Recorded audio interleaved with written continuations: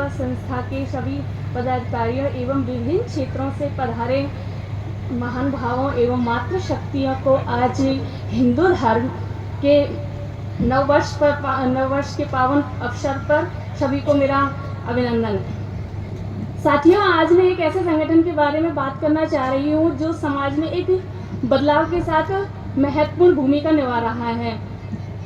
ये संगठन एक ऐसा है जो हमारे यहाँ सन 2024 में आया था, और जब ये 2024 में आया था तो हमारे किसान भाइयों को विश्वास नहीं हो रहा था कि ऐसा भी कोई संगठन हो सकता है क्या, क्योंकि इससे पहले हमारे यहाँ कई संगठन आए थे, कई एनजीओ आए, लेकिन वो कागजों तक ही सीमित रहे थे। तो जैसे वो कागजों तक सीमित रहे तो किसान भाइयों को विश्वास सच में ही नहीं हो रहा था, क्योंकि ये धरातल पर नहीं उतर रहे थे। तो जैसे हमारा एनजीओ यहाँ आया तो वाकई में मैं भी इस पर विश्वास नहीं कर रही थी। ये 2024 में आया था और मुझे भी बहुत दिनों बाद इसे विश्वास हुआ, क्योंकि मैं भी देख रही थी लगातार इसके कार्य।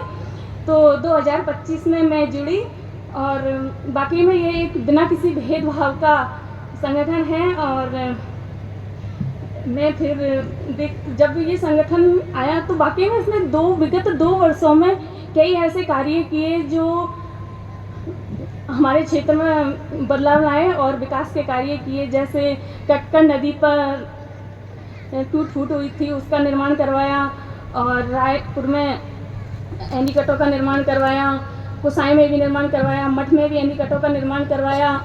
और हमारे जो छोटे बच्चे जो स्कूल के बाद घर पे जाके सड़कों पर वैसे ही घूमते फिरते हैं, उनको भी स्कूल में शिक्षा एक LRC सेंटर खोला, जिससे वो अपना समय पढ़ाई में लगा सकें और बेहतर शिक्षा प्रदान कर सकें। उसके बाद जैसे ही एक संस्था हमारे यहाँ एक 10वीं क्लास की बालिकाओं के लिए एक और छोटा सा एक बोले क्या है, जिससे वो 10वीं क्लास में पढ़ने वाली महिला और बहनें जिन्होंने क्लास छोड़ दी थी, बाद में वो भी 10वीं पास कर सके, जिससे अपनी पढ़ाई आगे तक जारी रख सकें।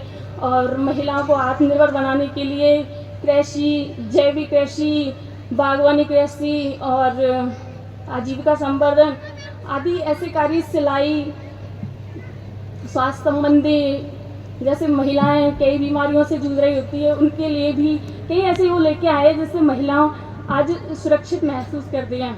और उसके बाद में पशुओं के लिए पशुपालन प्रशिक्षण करवाया, महिलाओं को पशुपालन का प्रशिक्षण दिया, युवाओं को प्लम्बिंग, इलेक्ट्रीशियन का भी प्रशिक्षण प्रदान किया।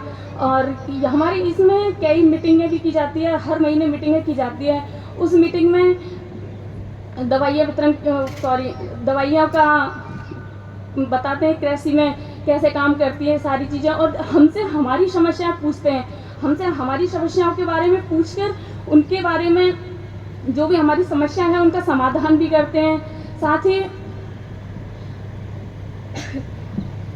ही हमारे पशुपालन का प्रशिक्षण जो देते हैं, उनमें कैंप भी लगवाए जाते हैं। कैंपों में दवाइयाँ वितरण करते हैं, खाद वितरण करते हैं, बीज वितरण करते हैं, और महिलाओं को आत्मनिर्भर बनाने के लिए सभी कार्य इन्होंने किए। और उसके बाद महिलाओं को आत्मनिर्भर बनाने के लिए FPO का भी निर्माण किया, जो कृषि उत्पाद संगठन है उसका गठन किया, और महिलाएं आत्मनिर्भर बन सके। और मैं आज के लिए बस नहीं कहना चाहूँगी।